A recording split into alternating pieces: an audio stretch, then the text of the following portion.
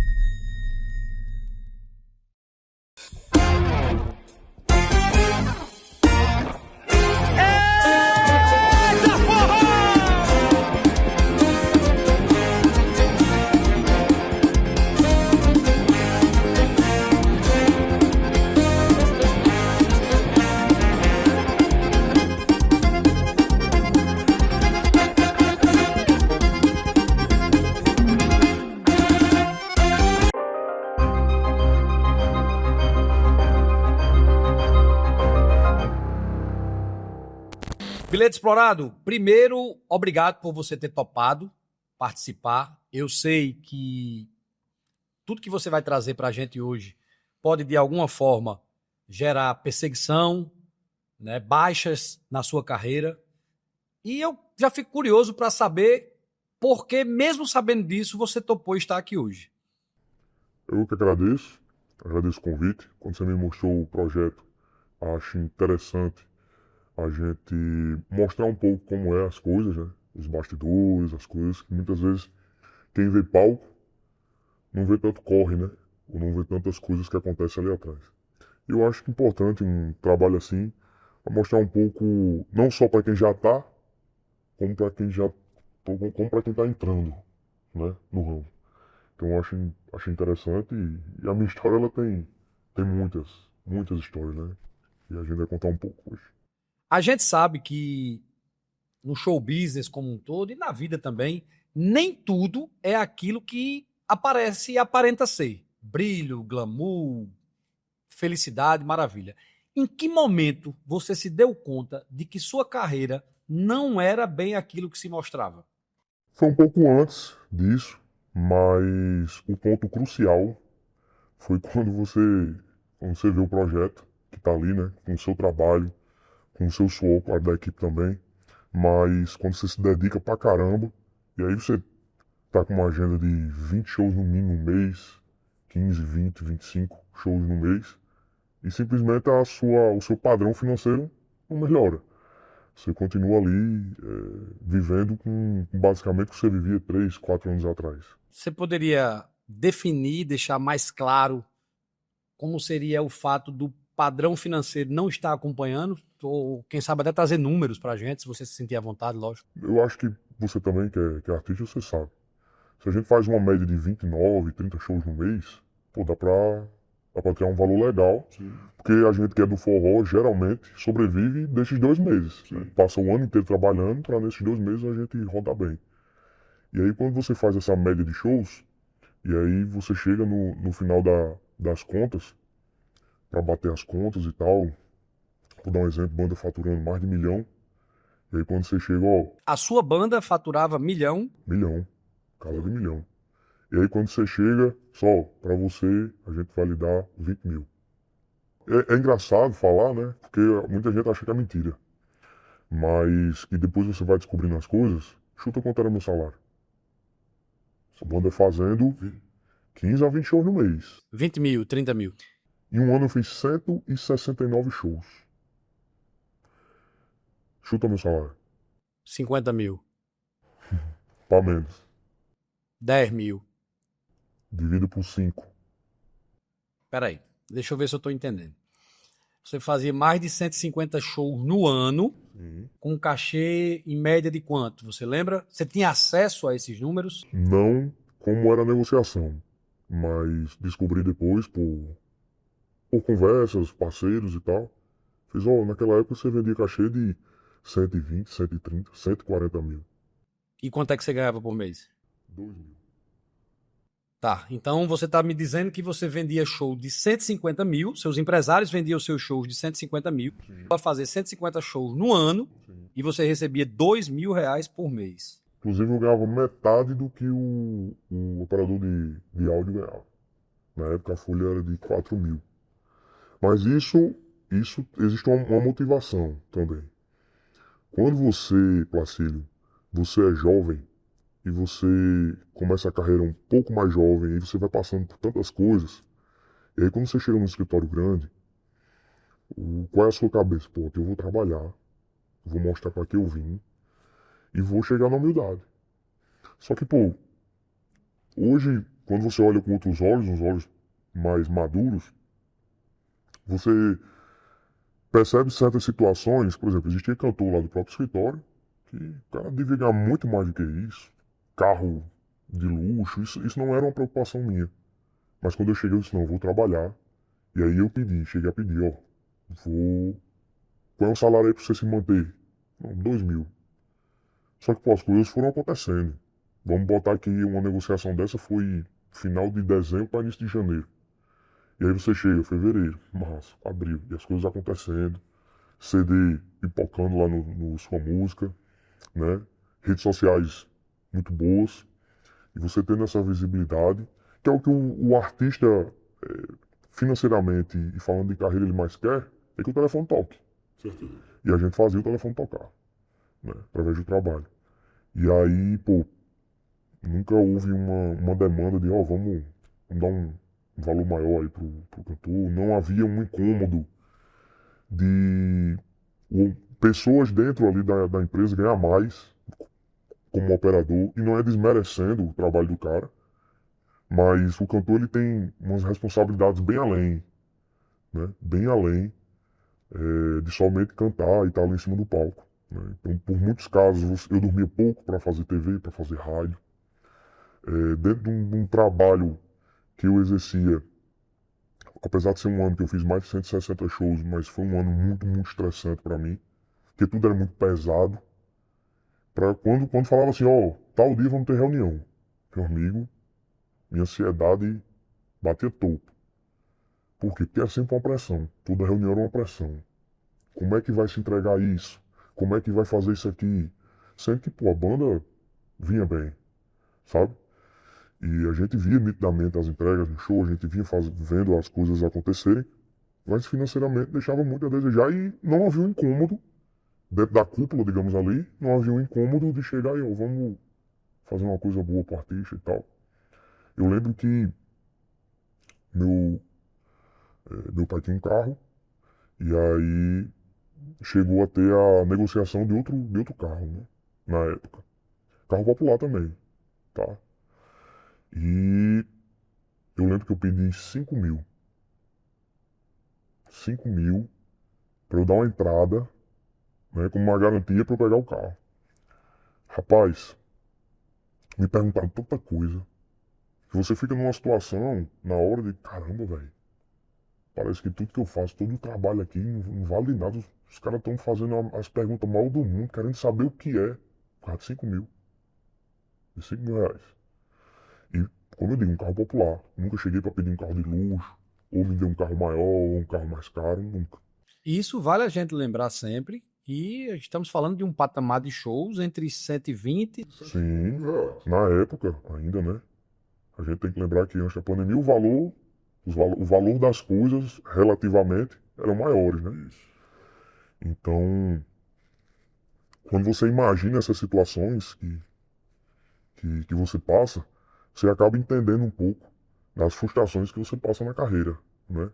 E é uma coisa que hoje sempre eu busco falar para quem eu posso, para quem me dá abertura, obviamente. Ó, você está começando agora, não seja só artista de cantar. Não seja só cantor de cantar. Não vá só com a cabeça de, não, vou chegar lá no palco, fazer o meu e acabou-se. Seja artista no sentido completo. Se preocupe com finanças, se preocupe com as logísticas. Como é que é as logísticas? Que é a sua vida que está em jogo. Então se preocupe com tudo isso. Porque o preto no branco não tem erro. Não tem erro. Você acredita que o fato da inexperiência, certo? Da inexperiência de muitos artistas que passaram pelo que você passou, seja justamente o fator primordial para alguns empresários querer investir? Total. Eu converso até uma vez que eu falei assim, já parou para pensar por que é que os escritórios hoje em dia estão pegando cada vez mais artistas mais novos? Já parou para pensar isso? Eu tenho uma opinião muito bem formada sobre isso. Fica aí a cargo de, né, da gente colocar o pensamento crítico para funcionar. Mas total, a inexperiência ela faz uma total diferença. Porque entenda, Placídio, quando você é artista, velho, que aí você, pô, passa 5 anos lá em barzinho, a gente sabe como é pegado. Nas dificuldades, nas batalhas, eu já tive material que foi roubado. Eu já tive um sócio lá nas antigas que do nada chegou com um baú, onde a gente guardava as coisas, e disse, ó, tô mais dentro não, vou levar tudo que eu investi aqui. E levou, né? Depois acabou a gente fazendo um acordo ali porque sem o material não tem como trabalhar. Para reaver as suas coisas. Mas já aconteceu. E aí você fica numa situação de realmente o artista ele tem um sonho, ele tem um desejo. Só que muitas vezes, engraçado que eu lembro muito da minha avó dizia assim, meu filho, tenha muito cuidado porque o mundo é do cão. Né? O céu é de Deus, mas o mundo é do cão, né? E eu falo uma frase que resume bem o porquê eu estou falando isso aqui também, é porque tem uma frase que diz assim, eu não me preocupo com o grito dos maus. Eu me preocupo com o silêncio dos bons. É mais preocupante mesmo. Isso. Então, assim, muita coisa acontece, ou ela continua acontecendo, porque não tem pessoas como você que chega e diz, ó, vou expor coisas aqui, né? E é importante, frisando novamente, para os artistas que estão chegando ter essa cautela. Mas o brincar com o sonho, cara, acontece demais. Como é que eu resumo o que aconteceu comigo? Eu era uma laranja, Em todos os sentidos. gordinha, doce, né? E aí você imagina que os caras com experiência vão fazer o quê? Pô, vou pegar isso aqui e vou criar um pomar. Mas aí quando você vai ver a realidade, o que é que fazem com a laranja? Espreme. Vamos tirar o suco dessa laranja aqui até quando a gente puder. Sabe? E isso causa muita frustração. Por isso que ao mesmo tempo eu digo que o artista, hoje no Brasil, do jeito que está, com a sociedade do jeito que está, ele tem que ser muito resiliente, ele tem que ser muito resistente. Porque se antigamente era difícil, hoje está muito mais.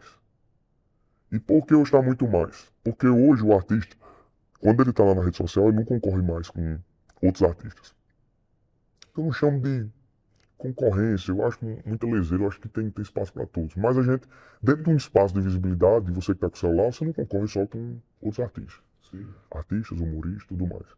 E a gente vive um problema de sociedade, na minha opinião, que é a falta de identificação. Hoje muita gente que não tem graça quer ser humorista, muita gente que não canta quer ser cantor, e muita gente que não influencia em nada quer ser influencer. É uma verdade. Com certeza. Então, voltando, né, esse brincar com o sonho, ele é muito forte e acontece demais, principalmente pela inexperiência. A inexperiência é um fator crucial. Eu passei por isso, eu era muito inexperiente, eu não queria saber muito de olhar contratos, sabe? Olhava ali por cima, tá tudo bem aqui. Tá. Você acredita que o encanto que os empresários tinham por você acabou no momento que você passou a se preocupar mais com esses assuntos, com essa parte de como é que eram feitos os contratos, quanto era o valor do show, quais eram os custos, para você poder entender o ecossistema do negócio e poder participar de forma mais ativa sobre isso? Você acha que isso aí foi um impeditivo para que eles continuassem com você a chegar ao ponto deles deixarem você de lado? Sim, sim. Eu acho que isso é muito lógico se a gente for pensar, né? É, dentro de um sistema, é, você é bom enquanto você está dando resultado, ou enquanto você está ali sendo manipulado, digamos assim. E dentro da cúpula que eu tinha, existia várias pessoas, né? Eu dividia isso em um muro. Você criava esse muro. A parte de cá e a parte de lá. A parte de cá era o que eu tinha mais contato. A parte de lá, como era em outro estado, era a parte que eu tinha menos contato, mas mantinha. E para não dizer assim, obviamente, que é tudo uma desgraça, não. Eu tenho uma certa gratidão ao que foi feito dentro da minha visibilidade como cantor, porque eu fiz shows muito grandes, enfim, rodei bem. Mas o que é que acontecia? Existia um desses sócios, que era o do lado de cá, que eu tinha maior proximidade, que foi quem inclusive fez a ponte, quando a gente estava aqui sozinho, para esse grande escritório. E esse cara, ele tem uma capacidade de manipulação, assim, surreal. Então, assim, ele conseguiu manipular os dois lados, enquanto favorecesse ele. É aquela coisa do vou ficar jogando com os dois lados aqui, né? E vou ficar tentando equilibrar. Então, na minha percepção, o outro lado não era um lado muito bom, mas pelo que ele me falava. Porque pra você entender, ele era do outro lado. Sim. Entendeu? Ele gerou essa proximidade com a gente e ele manipulava os dois lados. O que ele falava pra gente, ele ia lá do outro lado, falava outra coisa, sempre nos interesses dele. Então, mesmo nesse muro que você criou, tá? Só para eu entender melhor, nesse muro que você criou e a gente entendeu que existiam pessoas lá e pessoas aqui. E eu acredito que eram várias pessoas. Sim. E de todas essas pessoas, esse aí é o que você mais se surpreendeu negativamente ou positivamente? Era a fruta podre do negócio. O que foi que ele causou? Total. Cara, primeiro ele começou a causar uma certa discórdia entre os dois lados, né? Apesar de sempre haver, querendo ou não, um pé atrás, né? Qual é a real intenção e tal, ele começou a causar uma certa discórdia. Então as coisas que ele me falava, e ele ia falar lá do outro lado, isso nas reuniões já estava começando a ficar pegado, né? Depois, ele causou a ruptura, né? Ele, Tirou o pessoal do negócio. ele fez a cabeça, né? Principalmente a minha, e aí entra a questão da inexperiência. Ele fez a cabeça, principalmente a minha, pra gente sair do negócio. Numa reunião, chegar a falar. E você acompanhou ele? Acompanhei. Inclusive, a manipulação era tanta que ele dizia como a gente, não, eu conheço mais os caras e tal, então fala desse jeito, faz assim, dessa forma. Entendi. E ele gerou mais algum prejuízo a você? Ele gerou. Porque isso aí, para mim, já é um prejuízo. Sim. Ruptura, então, tirou pessoas que, de forma, cooperavam com o negócio. Daqui a pouco você se viu do lado dele. Sim. Depois o projeto ficou do lado do muro. Sim. Só de um lado do muro, né? Então ficou eu mais dois sócios, inclusive ele. E depois ele causou a ruptura desse outro sócio. Então ficou só eu e ele. E aí, quando foi final de 2022, final de 2021, final de 21, perdão, por ironia do destino, né, e através de uma pessoa que eu nunca esperava, a pessoa liga pra mim e tal, eu queria falar sobre fulano e tal, uma coisa que eu nunca cheguei a lhe falar. Ele já aconteceu isso, ele já me veio pedir isso, aquilo, aquilo. E aí isso acendeu um, um balãozinho, né? Sendo um balãozinho assim na cabeça. Peraí, o que é que eu vou fazer? Vou falar com outro sócio, né? Lembre-se que do lado do muro, quando fez a ruptura, ficou Você e mais dois. de um do lado do muro, isso. E aí ficou eu mais dois. Depois saiu esse, ficou só eu e ele. Sim. E essa outra pessoa, eu liguei pra ele, meu irmão, eu queria me encontrar com você. Pra você dizer tudo o que você sabe dessa pessoa e você nunca me disse. Porque a manipulação era tanta, parceiro, que ele blindava. Ele não deixava com que as outras pessoas, isso eu vim saber depois, as outras pessoas sabiam coisas dele, falar pra mim. Ele não deixava. E nesse momento que você chamou esse outro e já pediu que ele trouxesse isso pra você, eu acho que você já estava saturado porque já não estava mais. Sim. E aí tudo que ele foi me falando, ó, entreguei dinheiro em mãos a ele, de um trabalho que a gente fez, e eu nunca vi a cor desse dinheiro. E não, você não Era coisa de mais de 40 mil. Eu não sabia. Fiz um trabalho de propaganda, né, para uma rede.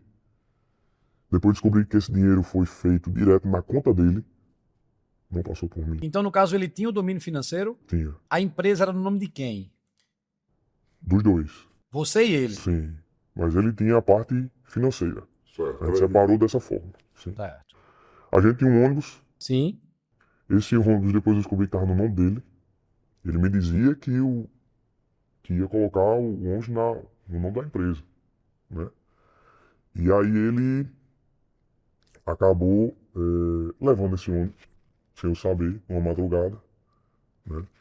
Por sorte, eu consegui ficar com o material, né? Por sorte, porque um amigo meu me avisou, certo? Chegou para mim e disse, olha, fulano de tal me pediu para fazer o inventário da banda. Mas ele não pediu para mostrar a você. Ele pediu que não mostrasse a você. E aí, mais uma vez, isso acendeu aquele balãozinho, né? Já estava muito saturado, aí foi quando eu marquei a reunião e disse, mas não vai dar. De jeito. Aí você se deu conta que ele era um bandido. Assim, posso dizer que sim. Uma vez um padre, numa pregação, me disse assim, as pessoas só têm duas maneiras de errar. Ou por maldade, ou por fraqueza. E eu tendo a achar que a maioria das pessoas erram por fraqueza. No caso dele, é difícil você pensar em fraqueza porque a manipulação durou quase 3 anos. Então, assim, depois que você vai digerindo as coisas, você vai entendendo que certas coisas que ele falava eram no intuito disso, outras coisas que ele falava eram no intuito daquilo. A manipulação era tão grande que ele não... Se eu tivesse num ambiente, por exemplo, eu ia para a cidade no outro estado, certo? Porque hoje a banda tinha uma sede também. Ele não me deixava sair. Ele não me deixava sair. Ele não queria que ninguém chegasse perto. Não. E aí, acompanha a história, né? Quanto eu ganhava, R$2.000. isso ainda continuava. Isso já depois de quanto tempo? Isso depois de uns 3, 4 anos. Então Você passou 4 anos trabalhando arduamente. É porque veio 19. Isso fora que em 2018 eu já passei por um processo pesado que a gente quase desiste da banda, né? Sim. E aí veio uma reviravolta na carreira.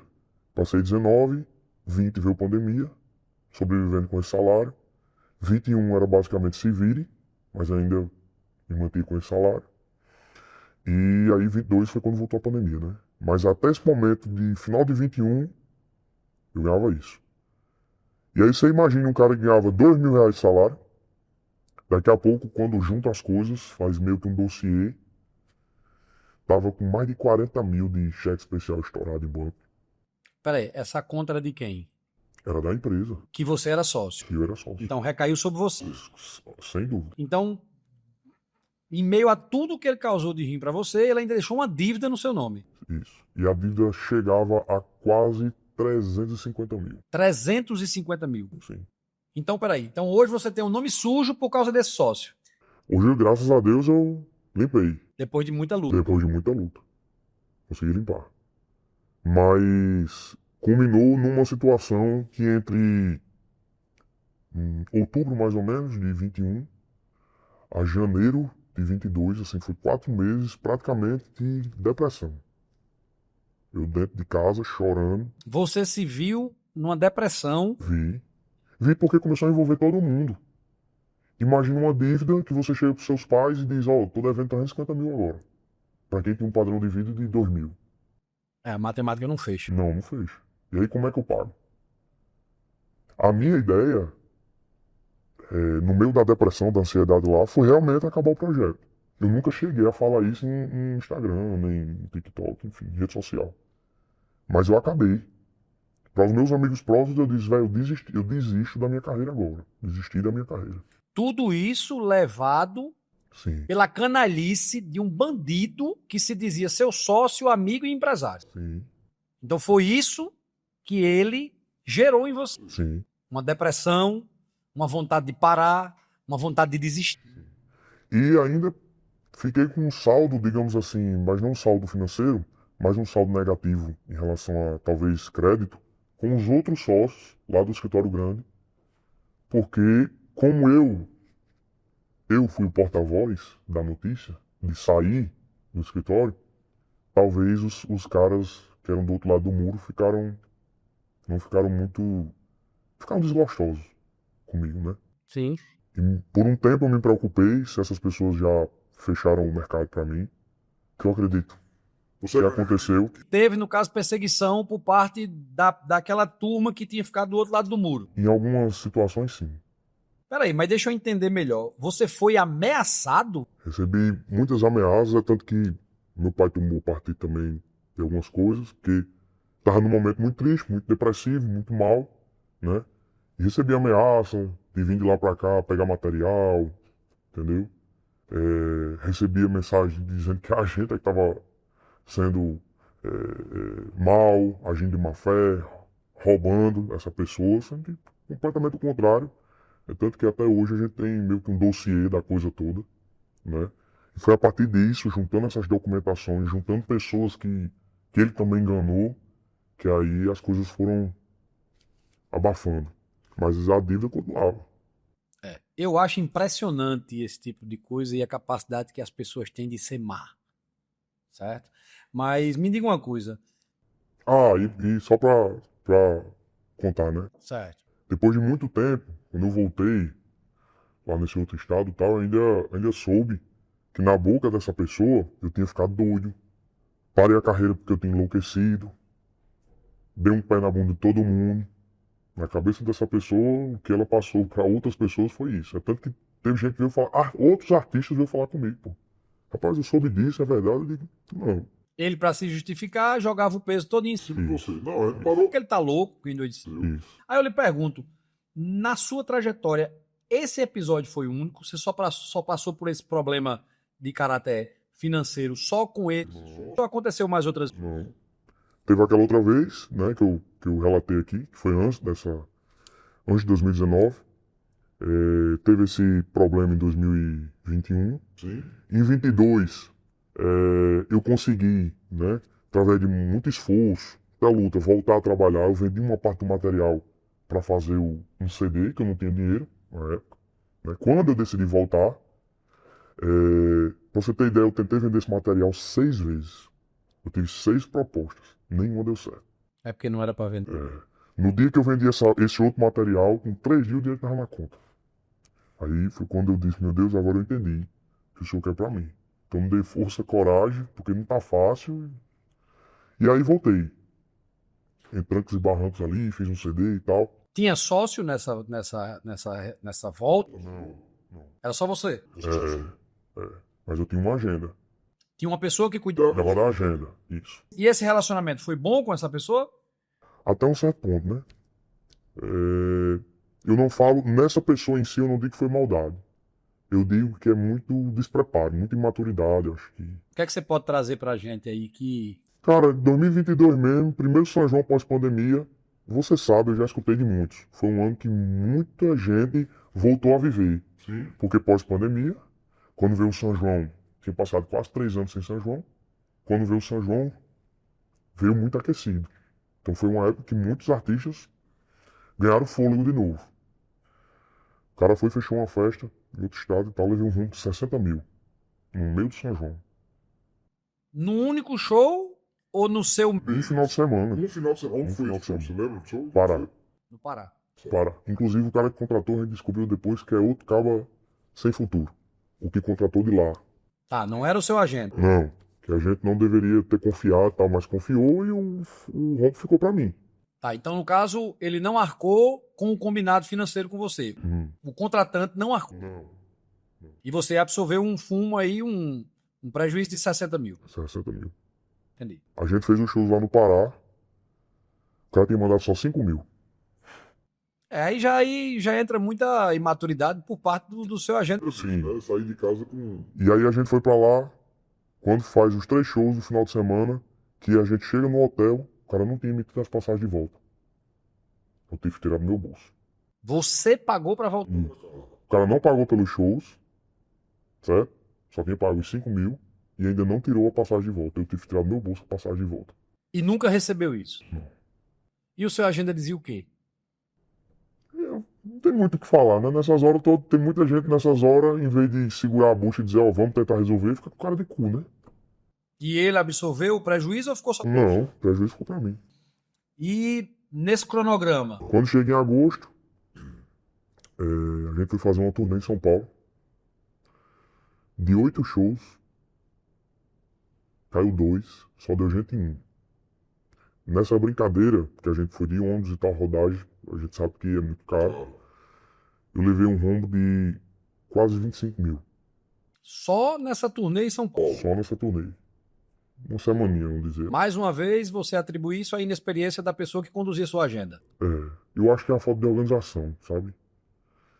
E acabei, no final desse meio tempo, indo para outro escritório, onde passei 2 anos. Nesse outro escritório, a experiência já foi bem diferente, e eu tinha muito medo de entrar em outra sociedade. Mas a experiência foi diferente. Não vou dizer que foi uma experiência ruim, foi boa, criei vínculo. Que bom. Mas acabei saindo desse outro escritório porque eu vi que não estava batendo os trabalhos, né?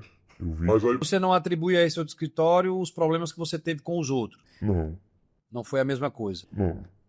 Esse outro escritório, não. Eu apenas saí porque, como a gente falou, um casamento não deu certo. Sim. Né? Cheguei ao ponto de dizer, ó, a gente não está evoluindo no trabalho, faz 2 anos que eu estou aqui, a gente não está evoluindo, a agenda não está evoluindo, né? E alguns ali até chegaram a dizer, ó, o que a gente realmente pôde fazer, a gente tem consciência de que a gente pôde fazer, a gente buscou fazer. Poderia ter feito mais, mas acabou não fazendo, por algumas situações internas. E aí, é aquela coisa, pô, a gente fica... Cara, foi um período de 2 anos assim, mas que eu me pressionei ao máximo, porque eu queria dar resultado. Quando eu estava dando resultado, infelizmente, eu estava do lado de pessoas ali que... E ao lado dessas pessoas eu digo, pô, eu quero dar resultado. Mas acabou que muita coisa que foi dito, que foi prometido, não se conseguiu fazer, e eu acabei saindo do escritório. Quando você foi para esse novo escritório, essa pessoa que estava na sua agenda Não. acompanhou? Não. Certo. Aí você saiu do escritório. Aí saí do escritório e essa pessoa voltou. E aí essa pessoa voltou, né, a cuidar da minha agenda. Que o que aconteceu foi o seguinte: em janeiro desse ano, eu descobri que minha mãe está com câncer de mama, Sim. né? Não é uma notícia fácil de lidar. Graças a Deus, muitos dos processos a gente já ultrapassou. E eu tenho muita fé que ela vai ficar bem. Mas, fevereiro, após o carnaval, eu já tinha dito, ó, restinho de fevereiro, março e abril, eu não vou fazer show. Por quê? Porque eu preciso cuidar da minha mãe nesse processo. Muito bem. E aí, quando foi final de dezembro, essa pessoa, a gente conversando, já estava dizendo, ó, carnaval vai dar pra gente fazer uns 8 shows aí. Depois caiu pra 6 E você fez quantos? no carnaval. De 8, foi Pra para um, 6, que acabou em 1. em um. E o lugar é tão distante que praticamente o dinheiro que entrou foi pra pagar custo. E aí, mesmo eu sem tanta agenda, eu mantinha a banda, né? Então é um custo alto, todo mundo em casa, sem trabalhar, e a gente marcando. E aí, quando foi resto de fevereiro, março, abril, eu fiquei sem show. Mas continuava trabalhando lá, rede social e tal. E cheguei pra esse cara, ó, vamos fazer um projeto que a gente vai dar uma aquecida no São João. Eu vou continuar fazendo trabalho na rede social. Isso, final de abril. Eu disse, mas, velho, vai embora. Maio eu quero voltar. Junho e julho é o mês da gente dar uma respirada. E aí, maio, eu fiz um show no início de maio. Mas as previsões eram, maio acho que dá pra gente fazer uns 6 shows. Junho dá pra gente fazer uns 15. E julho acho que a gente faz uns 10. Disse, porra, se botar tudo aí dá 30 shows em 3 meses. Massa. Vamos embora. Tô dentro. E aí chegou maio, só fiz um show. E aí quando vem junho, final de maio, a agenda tinha ali umas reservas.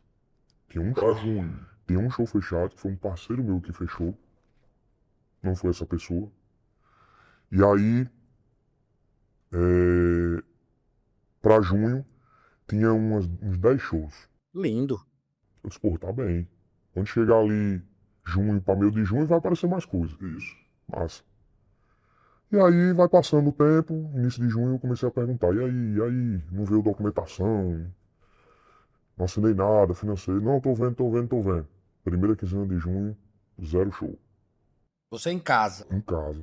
parado. Primeira quinzena de junho, E segurando a banda. e segurando a galera. Mantendo a operação viva. Eu tinha prometido. Acreditando no seu agenda. Tudo o que eu prometi até hoje eu cumpri. As pessoas não. Mas tudo o que eu prometi eu cumpri. Porque eu só prometo o que eu posso cumprir. Se eu puder, eu não vou lhe prometer. Posso chegar e conversar com você, rapaz, eu não sei, eu vou ver. E aí chega a primeira quinzena de junho desse ano, nenhum show. Mas na segunda quinzena teve show. Segunda quinzena, caramba, ainda tem uns shows aqui. E aí, essa semana do São João, tem 5 reservas aqui, como é que tá? Não, tô vendo. E aí um dia me deu vontade de ir no Instagram das prefeituras, que tinham lá reserva. Eu não tava em nenhum banner. Eu não tava em nenhuma arte, nenhuma divulgação. As prefeituras já tinham divulgado as atrações e eu não estava.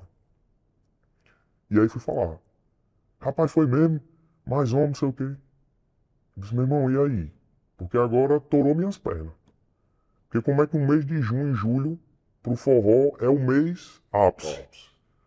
E aí, findou que no mês de junho eu só fiz 2 shows.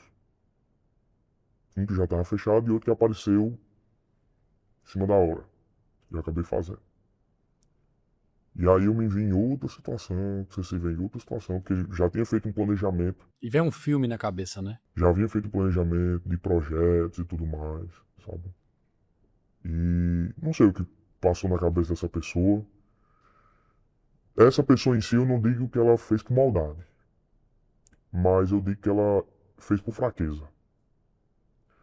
Porque eu acho, parceiro, que dentro desse ramo, e agora para fechar, a sinceridade ela é extremamente importante.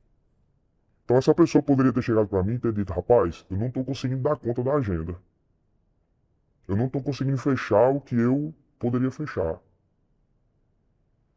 E aí eu tinha me mexido e ia atrás de outros parceiros. Para não ficar nessa situação. Acabei confiando novamente. E novamente essa falta de clareza, essa falta de sinceridade, me deixou numa situação ruim. Porque eu fiz 2 shows, mas eu tive que pagar a banda pelo mês. Né? Não é barato. Não. Boto 15 colaboradores aí. E aí, ainda mais que é 15 colaboradores dentro de um mês que é inflacionado. Isso. Ninguém vai. Não é o mesmo cachê. Não. E aí, dentro dessa situação, me vi mais uma vez, né? Só, tendo que resolver as broncas só, porque ninguém chega para lhe dar a mão, a verdade seja dita, sabe? É um ramo que, infelizmente, o que me frustra muito nesse ramo, mas eu não vou parar, eu não vou desistir. Eu acho que já tentaram muito me derrubar, me humilhar, me sacanear. E se Deus me manteve ainda aqui até hoje, porque tem um propósito. Com certeza. E eu digo, né? Infelizmente é um ramo que se você vir uma pessoa precisando da mão, pisa para terminar de matar. Infelizmente é assim. As pessoas brincam com a vida dos outros, brincam com o sonho dos outros, brincam com responsabilidades, sem ver as consequências, e acha que não vai ter consequências. E infelizmente quem muitas vezes segura toda a bronca é o artista. Sabe? É um artista que poderia ter um potencial muito maior dentro daquilo que ele faz, mas que infelizmente o ramo ele acaba, infelizmente, eu digo porque já teve amigos meus, não digo amigos, mas parceiros, né, outros cantores chegaram pra mim e fez, eu conheço sua história, e se fosse eu já teria desistido, com tudo que você passou. Quando a gente começou o nosso bate-papo aqui, você trouxe uma frase que eu achei fantástica, que você não se incomoda com o barulho dos maus, mas sim com o silêncio dos bons. E isso no nosso ramo é rotineiro. Porque para chegar alguém que tome a frente, que segure a sua mão, pelo menos numa palavra de apoio, é muito difícil. Sempre vem mascarada com alguma intenção. Sim. Sempre quem lhe ajuda já tem algo preparado para lhe pedir. É o que você pode agregar. Eu já passei por isso. Até aí, ponto. Eu já passei por isso, você já passou por isso. E eu queria saber qual é a mensagem que você poderia deixar, não só para as pessoas novas, os novos artistas que estão surgindo agora, que a gente sabe que são muitos, mas para as pessoas que estão na luta, e se baseando também nesses incentivos que você sempre recebeu, mesmo tendo passado por tudo isso, qual é a mensagem que você pode deixar para essas pessoas? Principalmente para os artistas, não desista. Se é um sonho, se é aquilo que você está fazendo lhe arrepia, se é aquilo que você está fazendo lhe faz brilhar os olhos, não desista. Mas continue firme na batalha, né? Use sua criatividade, use o pouco que você tem, dá para você fazer muito, sabe? A gente muitas vezes pede muito, mas muitas vezes você não deu o seu máximo quando você tinha pouco. E aí o que é que lhe garante você dar o máximo quando você tem muito? Então, continue na batalha. Não é fácil, é difícil. Mas continue na batalha. Mas acima de tudo, tenha uma mentalidade, e eu vou lhe dizer assim, empreendedora no seu negócio. Se veja como alguém que pode dar lucro. E quando tem lucro no meio, quando tem dinheiro no meio, precisa haver preocupações, né? Precisa haver antecipar situações. Então, veja um contrato direitinho, veja quem é a pessoa que você vai ter uma sociedade, ou que tipo de escritório você vai. É um direito seu, né? É um direito e um dever. Sim. É um direito, mas muitos artistas não veem como um dever. É um dever fazer esse papel de casa. E eu estou aqui expondo o que aconteceu comigo para que você não cometa o mesmo erro. Então, eu acho que o exemplo é importante. E para os empresários, velho, irmão, mesmo que você não tenha uma ligação com o artista, mesmo que você veja ele só como um pote de ouro, trate o cara da melhor forma, sabe? Faça o necessário, mas faça o bem. Eu sei que tem muita gente que vai ouvir, mas que o cara não tem bondade no coração. Mas se você é empresário, pense que você está cuidando de uma vida. E a gente só tem uma. Realmente você conseguiria dormir de consciência limpa, sabendo que talvez acabou com a vida de uma pessoa, acabou com a carreira, com a esperança que ela tinha, que ela só tem uma. E é isso que eu sempre disse assim, e botem na cabeça, o artista depende do escritório, mas o escritório não depende do artista. É verdade. Então a gente já entra em desvantagem. Veja sempre vejam dessa forma, porque a gente já entra em desvantagem. O escritório, ele vai ter ao longo da carreira dele de 20, 30, 40, 50, 60 anos, vários artistas, mas carreira é só uma, é única e individual. Muito obrigado. Primeiro, parabéns pela coragem de sentar aqui e expor. Eu acredito que você foi até bem complacente. Não, eu acho que Tinha mais coisas que você poderia ter dito, mas eu entendo. Sei que não é fácil. Eu hoje estou nessa posição, mas eu também sou artista, então eu sei o que você está Eu imagino o que você está sentindo. De toda forma, eu lhe agradeço. Muito obrigado por ter vindo aqui e ter contribuído com essa nossa ideia. Eu agradeço, fico feliz pelo espaço, de poder também, de alguma forma, servir como exemplo, tanto pelo lado bom quanto pelo lado ruim do backstage, o que acontece, né? E fico muito feliz, agradeço. Você, pra mim, é um amigo, um mentor também, né? Que muitas vezes falo, peço conselhos, enfim. E quando você me convidou, eu disse, cara, eu vou lá, acho que a gente precisa falar sobre isso, porque ainda mais hoje em dia, nessa sociedade de rede social, que todo mundo acha que tudo é perfeito, todo mundo é bonito, todo mundo tem o melhor corpo, todo mundo tem a melhor mente. Não é bem assim. O mundo, ele é difícil, ele é complicado, mas a gente precisa se preparar para ele. Esse foi o nosso Backstage Confidencial.